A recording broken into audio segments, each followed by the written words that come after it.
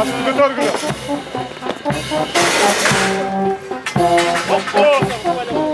Bir.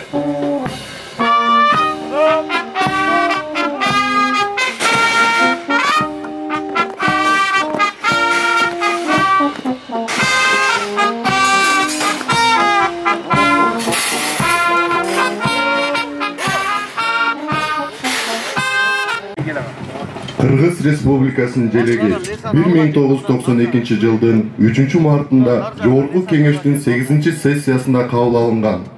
Ал эми 5 мартта өкмөт үйүнтөбүсүнөн салтанаттуу түрдө көтөрүлгөн. Мамлекеттик символдун авторлору Эдил Айдарбеков, Бекболсун Жайчыбеков, Сабыр Иптаров, Жусуп Матаев, Маматбек Сыдыков. Кыргыз Республикасы мамлекеттик желеги кызыл түстө. Желектин бир түстүү кызылдыгы эрдиктин жана тайманбастыктын символу.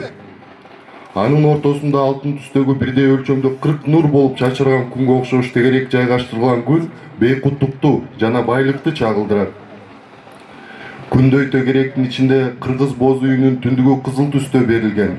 Түндүк өлкөдө жашап жаткан элдердин биримдигинин символу. Алам катары дүйнөнүн алда канча кеңири түшүнүндө бир айлампага бириктирилген 40 нур байыркы 40 уруунун бирдиктүү Кыргызстанга бириkkендигин айгинелейт. Алай районунун Гүлчү айылына илинип жаткан Кыргыз Республикасы мамлекеттик желеги Абдыраев Кошой Абдыраевич атабыздын уулдарынын демилгеси менен коюлуп жатат. Желектин туурасы 5 метр, ал эми узундугу 8 метр. Желек сабынын узундугу 33 метр. Ал эми Абдыраев Кошой Абдыраевич агабыз 1939 жылы Алай районунда Таргалак айылында туулган. Жогорку билимдүү, окумуштуу зоотехник, Кыргыз СССРнин Жогорку Советинин 2 жолку депутаты, Кыргыз Республикасынын айыл чарбасына эмгек сиңирген ишмер. Эмгек жолун 1957 жылы колхозчу болуп баштаган. 1960 жылы Бишкектеги Скрябин атындагы айыл чарба институтуна окууга жөнөтүлүп, 1965 жылы зоотехник бөлүмүн ийгиликтүү аяктаган. 1978 жылы жаңы уюшулган Сары Могол совхозуна директор болуп дайындалган. Жаңы совхоз болгонуна карабастан койлордун асыл тугумдуулугун жакшыртуу жана алардан алынган продукциянын сапаты жана көлөмү боюнча жогорку көрсөткүчтөргө жетишкен. 1987 жылы Алай районундагы Ленин атындагы совхозго директорлук кызматка которулуп, андан 1990 жылы эл депутаттарынын Алай райондук советинин аткаруу комитетинин төрагасы болуп шайланган.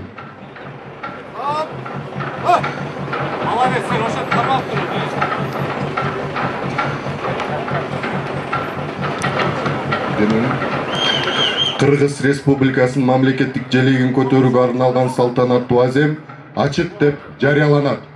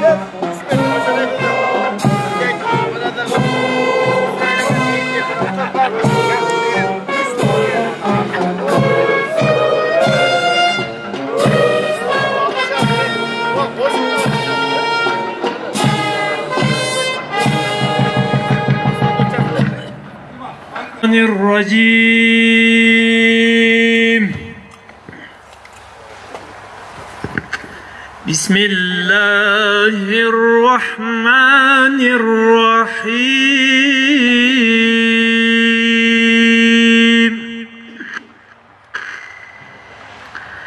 وهو العزيز الغفور الذي خلق 7 سماوات طباقا ما ترى في خلق الرحمن من تفاوت سبحان ربك رب العزة عما يصفون وسلام على المرسلين والحمد لله رب العالمين آمين يا رب اللهم ارحمنا بالقرآن العظيم وجعله لنا حجة يا رب العالمين Allah Taala özünden ulu olgan ayatından okulungan Kur'an'ın soğuğun Cuma gündün bereketi menen жалпы алакан жайып аминде отурган жамааттардан Кур'ан үмүттө жаткан өткөн мархумалардын ошонун катарында Алмектатка атабыздан тартып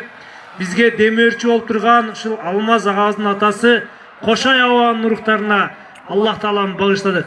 Аллахым окулунган Кур'андын берекети менен ар бирибиздин жашообузга эки дүйнө бактылына тагылып, мамлекетибизде, районубузда дайыма шундай өнүгүүлөрдүн болуп турушун Аллах Таала өзү насип этсин. Ва саллаллаху таала аля хайри халқи Мухаммадин ва аля алихи ва асхабихи ажмаин би рахматика я архамар рахимин.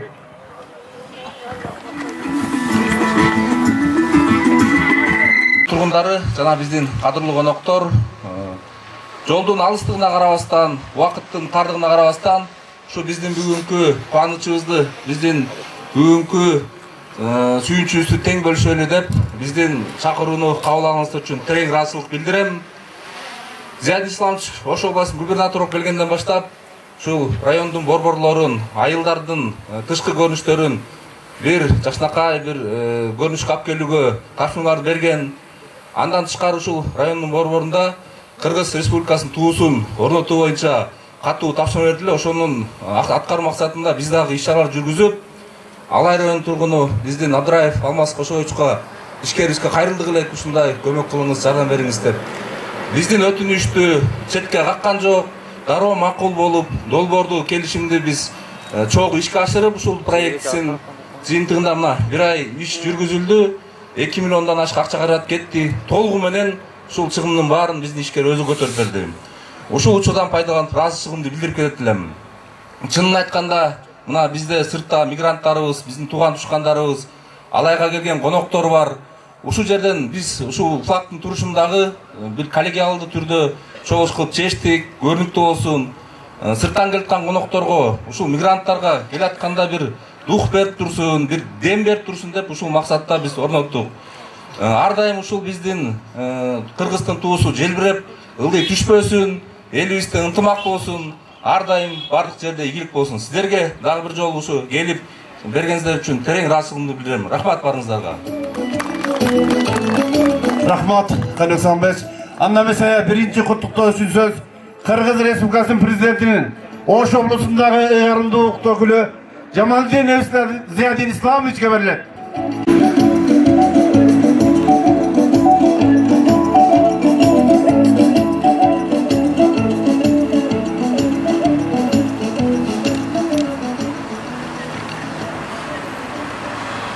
Ассаламу алейкум, урматтуу Алай районунун эли, урматтуу туугандар, урматтуу мекендештер. Мына мен ушул Ош областына жетекчи болуп дайындалып келгенден кийин эле ушул ар бир акимдерге ушундай тапшырма бердим эле. Ар бир райондун борборуна же болсо кире бериш жерине ушул Кыргыздын туусуну флагштокту орнотуу боюнча биринчиден болуп ушул мына Алай районунан башталып атат. Ошондуктан мен ушул Ханбек Сагынбековичке терең ыраазычылык билдирип, ушул Алай жерине аким болуп келип, канчалаган иштерди уюштурду. Мына мен ушу келишим эле, ушул 4-чү жолу келишип атам, келгеним. Ушу келгенде эле дайыма ушул же болосо жол ачабыз, же мектеп ачабыз, же мына флагшток ачып атабыз. социалдык айылды ачтык. Дайыма ушундай жакшы бир иш-чарага келип, ачылыштарга келип күбө болуп атабыз да. Демек, ушул акимдин бүгүнкү күндө ушул уюштурган жетекчилик астында ушул иштердин баардыгы болду. Туурабы, туугандар? Ошондуктан мен ушул жерде туруп, мына азыр бүгүн биз жаңы жылдын алдында сиздер менен ушу биргеликте Алай районунун борборуна орнотулган флагштоктун ачылыш аземине чогулуп отурабыз. Ошондуктан мен ушудан пайдаланып, сиздердин баарыңыздарды кирип келе жаткан жаңы жылыңыздар менен куттуктаймын.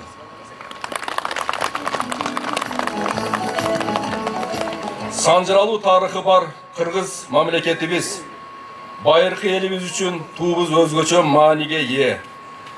Кызыл туубуз уюткулуу элибизди басып өткөн татаал жолун, ата-бабаларыбыздын каарман эмгегин жана асыл оюн таасын чагылдырып турат. Көптөгөн жеңиштер желбиреген туубуздун алдында келгени талассыз.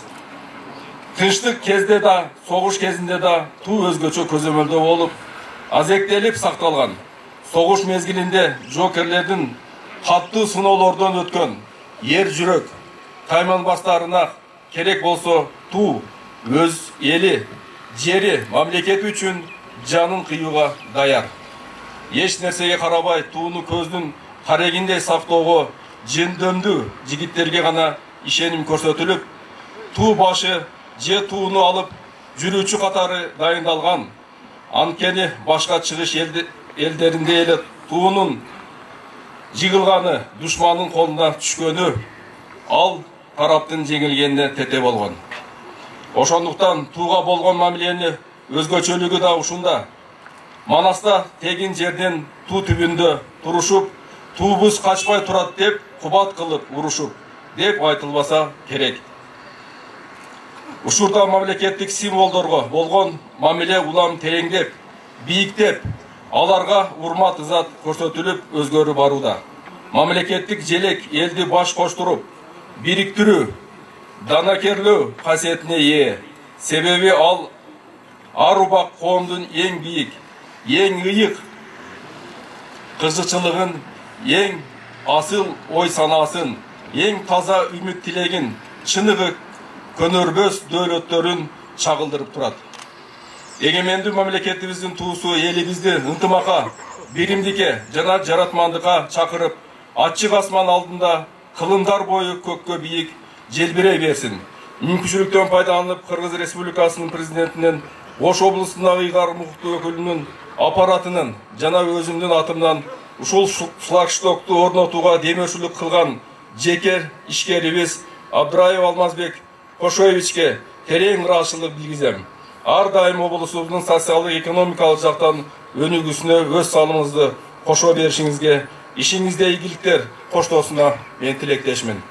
Дайыма Кыргызстан жерибизде тынчтык болсун, барчылык болсун, дайым ушундай ачылыш, жакшы аземдерде ушундай чогулуп жүргөнүңүзгө Кудайым ошо күндөргө жеткизе берген болсун. Чоң рахмат. Куттуктоо үчүн сөз биздин Алай районунун ардагер аксакал агабыз, Кыргыз Республикасынын мамлекетинин эмгек сиңирген ишмер Маматалиев Абдурахман Мадакимовичке берилет.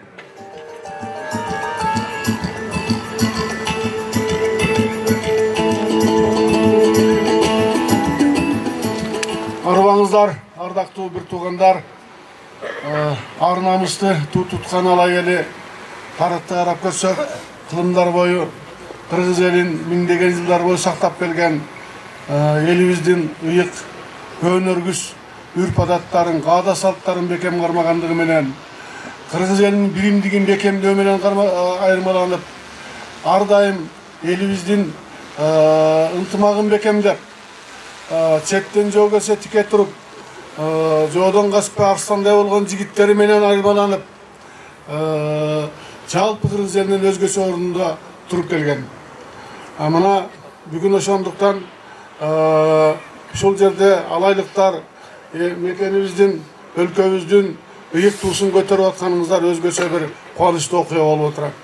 Анткени ошол мына алдында турган эстелиги турган Алымбек Датка атабыз кезинде жалпы Кыргыз мамлекетин курабыз деп, кыргыздарды бириктиребиз деп ошол кыргыз элинин аймактардагы баардык мыктылар менен чогулуп бир нече жолу кеңеш кылып тиги Кокон кандыгынын эзгенине жол бербейбиз, сырттан келген душманга бирге турабыз, элибизди өнүктүп өстүрөбүз деп башын сайып өзү курман болгон. Ал абабыз канча жолу ушул кыргыздын туусун бийик көтөргөн. Мына тарыхты карай турган болсок, 1845-жылы ошол Кокон кандыгынын элди эзгенине каршы чыгып кыргыздар менен Оштун жанында ошол сарбаздар менен чоң кармашуу болгон.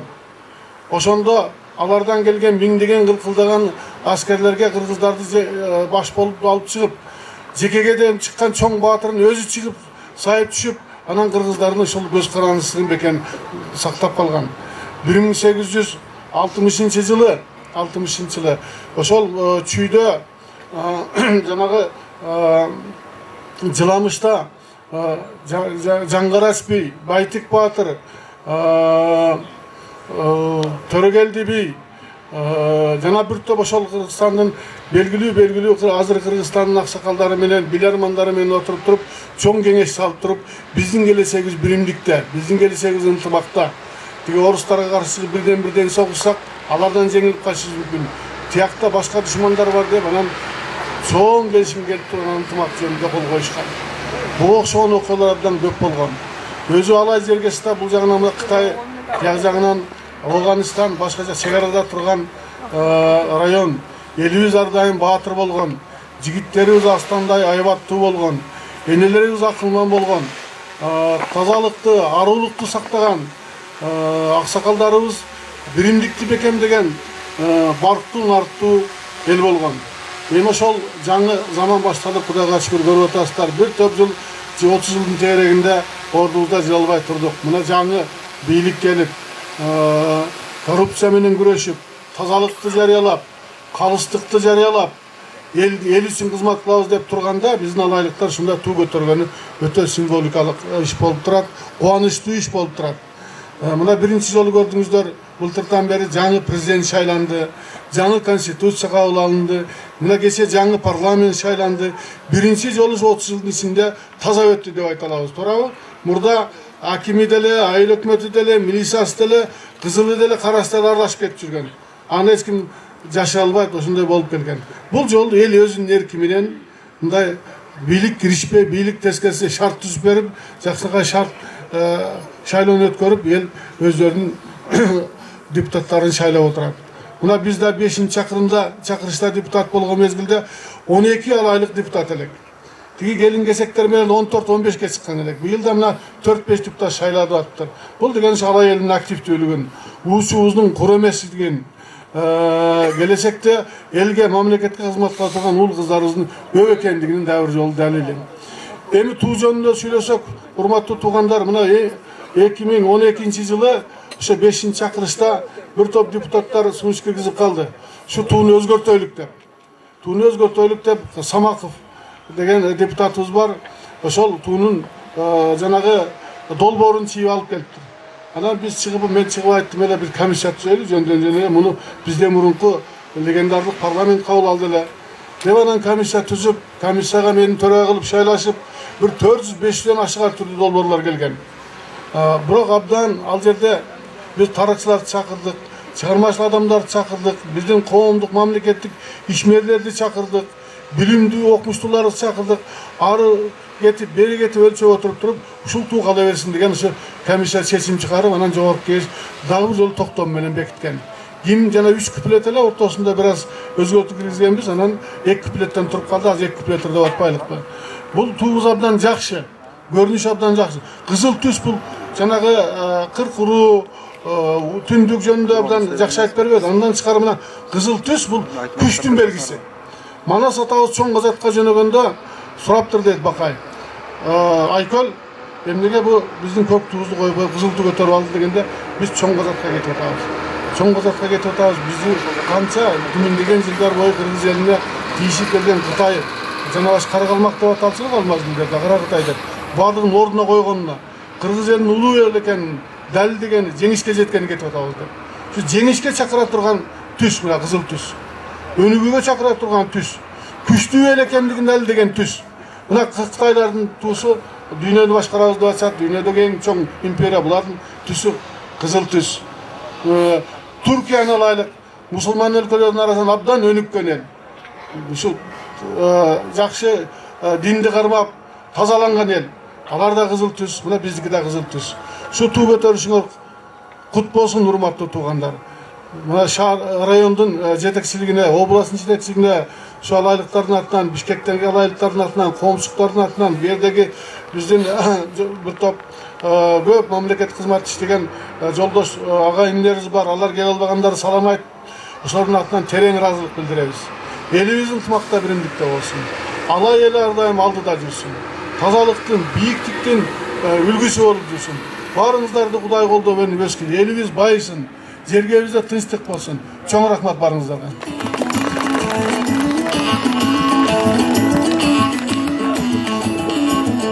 Кыргыз Республикасынын президентинин Ош облусундагы ыйгарым укуктуу өкүлү Ардак грамота. Ош облусунун жана Алай районунун Гүлчөө айыл аймагынын социалдык инфраструктурасын жакшыртууга кошкон зор салым үчүн жеке ишкер Абдыраев Алмазбек Кошоевич Кыргыз Республикасынын президентинин Ош облусундагы ыйгарым укуктуу өкүлүнүн Ардак грамотасы менен сыйланат.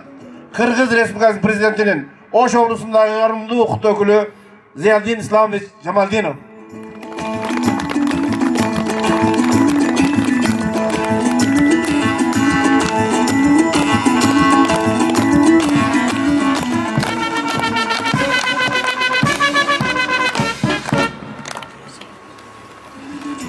Рахмат, Зиядин Исламович. Анда эмесе ушул биздин алайлык туугандарды чакырып коюшка уруксат этиңиздер. Мурдагы Ош облусунун ыйгарымдуу укуктуу өкүлүнүн башчысы болуп жүргөн, Ош шаарынын мэри болуп жүргөн Сарыбашев Талайбек Насырбекович, Кыргыз Республикасынын жогорку кеңешинин депутаты Маматалиев Марлен Абдырахманович, ошондой эле жаңы парламент менен келе жаткан биздин азыркы эртеңки болочок депутатыбыз Ашимова Динара Ашимовна эжекелерди чакырып коюшка уруксат этиңиздер.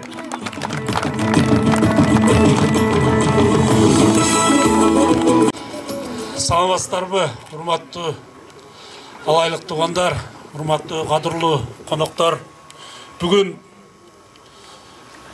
датталардын мекени болгон Алай жергесинде өзгөчө тарыхый күн болуп турат.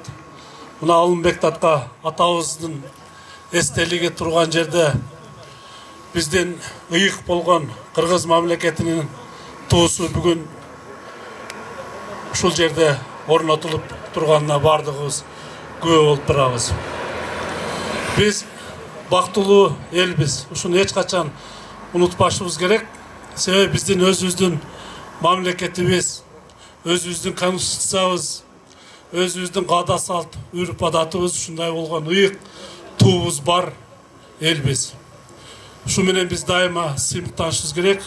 Дүйнө жүзүндө 30 миллион, 40 миллион калкы бар элдер өзүнүн мамлекеттүүлүгүнө жетпей жүргөн калктарды көрүп жүрөбүз. Мына 1992 жылы тактап айтканда легендарлуу парламент ушул тууну кабыл алып берип, биз ошол кезде өзүбүздүн эгемендүүлүгүбүздү мындай эгемендүүлүгүбүзгө жеткен убактыбыз болгондо, ушул дайыма туу көтөрүлгөндө, айрыкча мына өткөн жылы биздин улан кыздарыбыз дүйнө жүзүндө чоң спорттук иш-чараларда, олимпиадалык мелдештерде ушу жеңишке жеткенде, туу көтөрүлгөндө мына бардыгыбыздын көзүбүздөн жаш чыгып турду. Мен айтар элем, ушул дайыма биздин туубуз көтөрүлүп, жакшынакай мамлекетибиздин майрамдарында, салтанаттарда көтөрүлүп турсун. Бул жерде мына биздин жаштарыбыз, ага инилерибиз, карындаштарыбыз турат. Келгиле, сиздер дагы ушул биздин тууну дайыма бийик желбиреткенге аракет кылыңыздар. Мына кайсы мамлекетке президент барганда, же болбосо спортчулар жакшы ийгиликке жеткенде, же болбосо акылдуу балдарыбыз, билимдүү балдарыбыз дүйнөнү таң калтырганда ушул туубуз көтөрүлөт. Дайыма ушу биздин Кыргыз мамлекетибиздин туусу жакшылыктарда желбиресин. Бүгүнкү иш-чара, мен айтарым, жөнөкөй иш-чара эмес. Себеби ушул улуу жибек жолунун боюнда бул жолдон канча деген туристтер мына пик Ленинага барышат, Кытай мамлекетине өтүшөт, Тажикстанга өтүшөт. Ушул жерден канча деген кан жолдон туристтер өтөт. Бул аябай чоң мааниге иш-чара болуп атат. Мен ушул мүмкүнчүлүктөн пайдаланып, мына биздин ишкер Алмаз инибизге чоң ыраазычылык билдирем. Сен бир гана алайлыктар үчүн эмес, кыргыз эли үчүн бүгүн чоң жакшынакай иш жасап бердиң эне. Дайыма Кудайым колдоп, мындан нары дагы ушу элибиз үчүн жакшы кызматтарды кылып жүрө бергин. Мына бир мезгилде биздин өкмөт башчыларыбыз жумуш орундарын түзгүлө деген талапты койгондо, ушул Алмаз иниме мен сурандым эле. Ошол кезде мен райондун акими эле мына Бүлөлүнүн бой кире беришиндеги заводду ачып, ошол жерде дагы канча деген жумуш орундарын түзүп, райондун социалдык экономикасынын өсүшүнө мына өз салымдарын кошуп келет. Бир эле Алай районунда эмес, бул жигитибиз Кыргызстанда чоң ири завод фабрикаларды ачып, мына Кыргызстаныбыздын экономикасына көп салымдарын кошуп жүрөт. Ошон үчүн биз дайыма ушундай инилерибиз менен, жердештерибиз менен биз сыймыктанып, ушундай уулдарыбызды дайыма кадырлап, барктап, сыйлап жүрүшүбүз керек туугандар. Ушундай уулдарыбыз, кыздарыбыз дайыма биздин жерибизден, Кыргызстаныбыздан чыга берсин. Мына мүмкүнчүлүктөн пайдаланып, азыр президентибиздин Ош областында ыйгарым уктуу өкүлү айтып кетти. Мына Каныбек Сагынбековичке дагы чоң ыраазычылык билдиребиз. Бул да сиздин пешенеңиз, сиз иштеп турганда ушундай жакшынакай Алай районуна Кыргызстандын ыйык болгон туусу көтөрүлүп турат.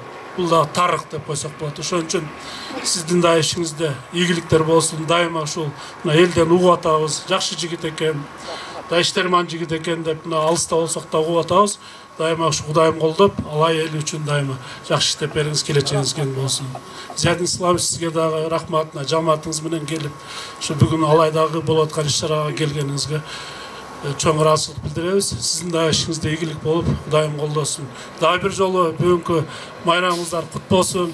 Алай элибизде дайыма тынччылык, токчулук, молчулук болсун. Ушу кирип келе жаткан жаңы жылыңыздар менен куттуктаймын. Жаңы жыл ушу Кудайым колдоп жакшылыктардын жылы болсун. Эң негизгиси ушу ыйык болгон биздин кыргыз мамлекетибизди Кудайым сактасын туугандар. Эч качан жаман согуш, бөлүнүп жарылуулар болбосун. Ынтымакта бир ушул туунун астында бардыгыбыз бир жакадан баш, бир жеңден кол чыгарып жүрөлү. Чоң рахмат майрамыңыздар менен.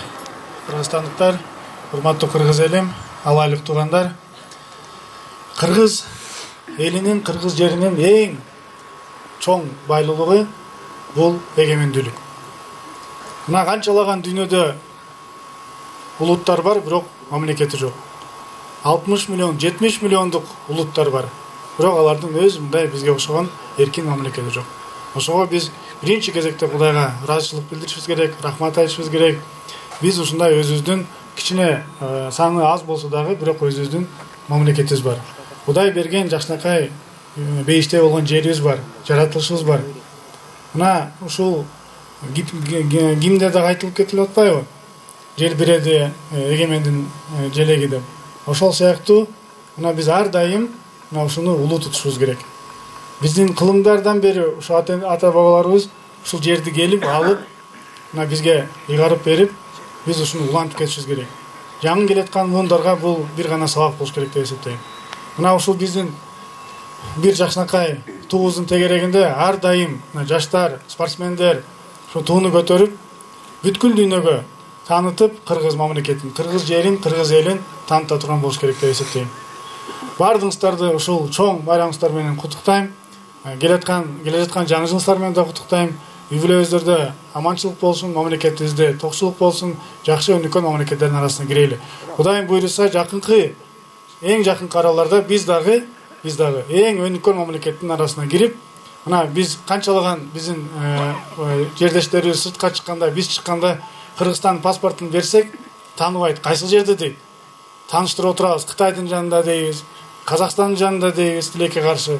Мына ошол күндөр артта калып, биз мамлекетибиздин өзүбүздүн паспортубузду бергенде, булар кыргызстандыктар турбайбы, кыргыздар турбайбы деп суктана турган мамлекетти курганга Кудай насип этсин. Рахмат барыңыздар. Рахмат, Мәлен Абдрахманович, кейінгі құттықтау сөз өзіңіздерге белгілі болғандай, кешегі парламенттік сайлауда жеңіске болған біздің болашақ депутат қызымыз Ашимова Динара Ашимовнаға беріледі. Ассаламу алейкум, урматтуу, кымбаттуу жердештер, аталар, апалар, ағалар, сиңдилер, эжелер. Мен абдан бүгін толқындан тұрам. Бірінші кезекте ушу биздин Алмаз мырзага чоң рахмат. Себеби Кыргызстандын гана ишкердүүлүгүн көтөрбөстөн өзүнүн жерине абдан чоң жардам берип жүрөт бул мырзабыз. Кыргызстанда абдан жакшы билишет. Биз мындай тааныш болбосок дагы абдан чоң ири иштерди кылып жүргөнүздү билебиз. Ушул атаңыздын даңкын чыгарып, өзүңүздүн кылып аткан ишиңизди ушу бир гана өзүңүз үчүн кылбастан, элдин духун көтөрүш үчүн, ушу мамлекетке патриоттукту көрсөтүш үчүн бүгүнкү иш-чараны уюштурганыңыз үчүн сизге абдан ыраазымын. Рахмат сизге. Дагы ийгиликтер болсун. Ошондой эле Земдин аке, Каныбек аке, Бакыт аке, сиздерге да чоң рахмат чакыргандарыңыз үчүн.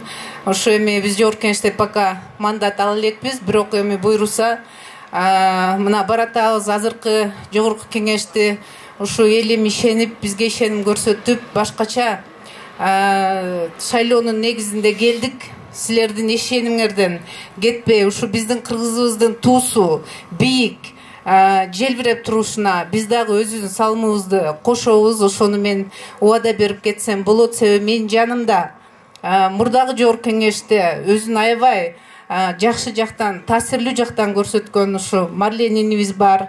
Мен жанымда Улан Примов бар. Анан кийин ушу Алымбек Датканын артынан ушу Ошту кандай кылып жакшынакай башкарды талай экенбиз. Ушундай кишилер бар.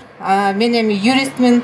Мен дагы өзүмүн болгон билимими, болгон тажрыйбамы бир гана Кыргызстан эмес, ушу өзүмүн кичи родинама дагы арнаймын, Кудай буйруса. Себеби бизде чоң потенциалдар көп, туристтик потенциал бизде бар, энергетикалык потенциал бизде бар.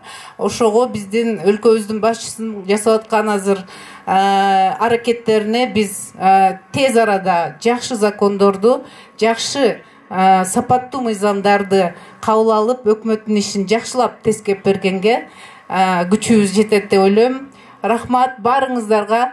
Жакшылык, жаңы жыл жакшылыктарды өнүгүн алып келсин. Ушул биздин Алмаз мырзада жигиттерибиз көбөйө берсин ала элинде. Рахмат чоң. Рахмат Динара айым. Анда эмесе бүгүнкү иш-чараны өзүңүздөр белгилүү болгондой, мына өмүр баянында, өмүр таржымал жолунда азыр айтып кетти. Биздин улуу сыймыктанган, биз сыйлаган, биз кадырлаган атабыз Абдыраев Кошой абабыздын балдары демеушілік қылып, шул бүгінгі Кыргыз Республикасынын туусуна жардам көрүп жатканына азыр алдыда айтып кетти. Анда ошон үчүн куттуктоо сөз шул биздин эки жолку легендалуу парламенттин депутаты болгон агабыз Кошой агабыздын жубайы Айза да энебизди чакырып коюшка уруксат этиңиздер. Ушул бүгүнкү күн мен үчүн аябай сүйүнүчтүү күн. Көтөргөн тууңар ак жол той болсун. Dem versin elibizge, jeribizge. Her daim şu tuğar, suday tunuk, güzgüday jarık, kılımlar boyu aytılıp жүрген tuğ olsun. Silerge kısmet versin. Allah. Rahmat Ezzet apa. Kutlukta üçün söz uşul Abdurayev Kuşay abamыздың balası Abdurayev Bulut inibizge söz verip ruhsat etіңіздер.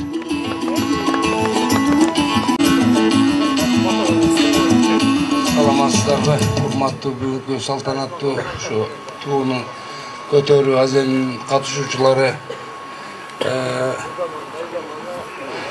Алдыда жакшы сөздөрдү айттыңыздар. Рахмат. Ушу биз чын ыкластан ушу иним демөөрчүлүк кылып куруп берген туубуз элибизге бир жакшы кызмат кылат деген жакшы үмүттө турабыз. Жаңы жылдын алдында мына алайлыктар бир туугандарыма бир жакшы белек болду деп ойлойм. Бияка келип бир жакшынакай сүрөттөргө түшүп бир татынакай бир сонун комплекске айланып калды десек болот.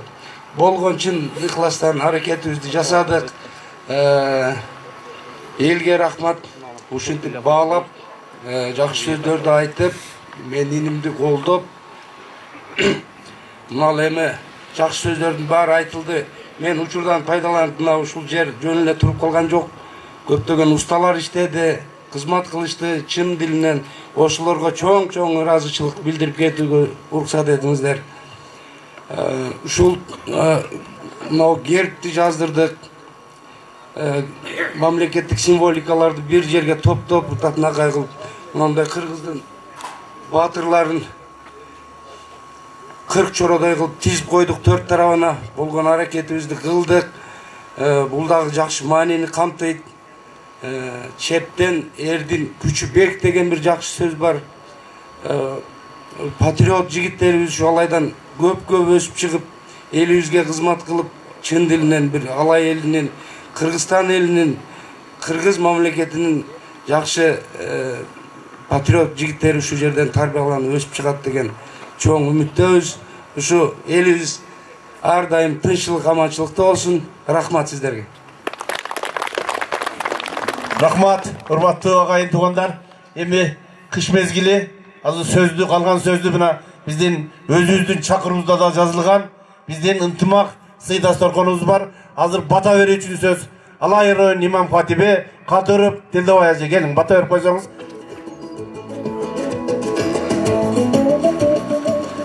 Амин. Бисмиллахир-рахманир-рахим. Аллахумма рабби асвала таасир рабби там бил хайр. Аллах Таала хадисте да келет. Кайсы бир инсандын артынан ушундай бир жакшылык иштерди кылуу, элди, журтка ушундай бир пайдасы тие турган иштерди кылган болсо, мунун сообу кыяматка чейин ата-энесине токтобойт деген. Аллах Таалам ушул алмаз бир тууганыбыздын кылган жакшы иштеринин сооптору өткөн мархум ушу Кошой аталарынын уруктарына, андан башка да Куранга муктаж болгондордун уруктарына тиип, баардык алай эли ушул мамлекетибиз, Кыргызстан элибиз дайыма тынчта болуп, желегибиз желбиреп, эч качан элдин маанай пас болбосун.